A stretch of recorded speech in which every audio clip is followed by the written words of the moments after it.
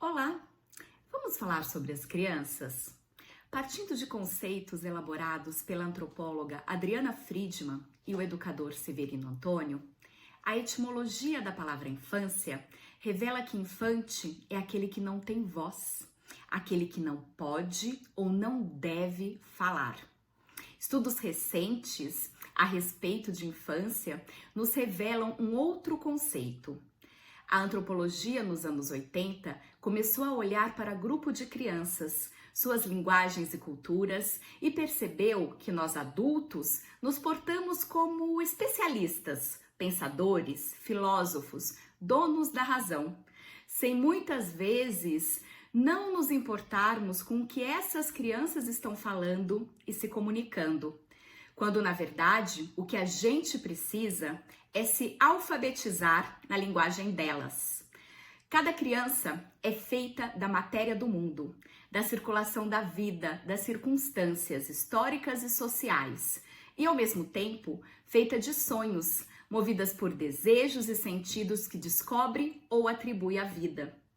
A criança não é uma folha em branco a ser escrita, um vaso a ser preenchido, um autômato a ser programado e nem um filhotinho a ser adestrado. A criança é um sujeito em formação, precisa ser assim reconhecida, sujeito inacabado desde o nascimento e que precisa ser educado para permanecer vivo e para recriar a vida. Ela precisa reconhecer-se na convivência com os adultos e com outras crianças, de sujeito entre sujeitos. A criança elabora conhecimento, desenvolve uma concepção de mundo, tem o que dizer e ela precisa de diálogos e de escuta, sendo permitida a viver como protagonista de sua infância, sendo criança, com sua descoberta de mundo, de linguagens, com as suas perguntas, os seus porquê, os seus desenhos, o seu brincar, suas narrativas, sua relação de corpo e natureza, vivendo a recriar e a começar a sua história. E que nós estejamos muito atentos, enquanto pais e educadores, a repensarmos diariamente sobre o que propomos a elas, quais atividades, programas, se estamos respeitando sua infância, permitindo que ela seja criança, fazendo coisas de criança, num tempo e espaço de criança. Não existe um modelo de criança ideal. Existem crianças e elas têm vidas e linguagens que vão se compondo conforme as experiências que nós proporcionamos a elas, conforme o contexto, conforme o ambiente, conforme o grupo. A criança é fruto de um multiculturalismo que nasce primeiro dentro da sua casa, na sua família, com as suas raízes e culturas próprias, e que ela leva para além do seu lar, como uma bagagem, uma sabedoria específica da sua família. E pelo fato das crianças terem culturas e linguagens próprias, elas merecem ser ouvidas, pois falam de suas realidades, emoções, necessidades e interesses. Mas, afinal, o que é escutar as crianças?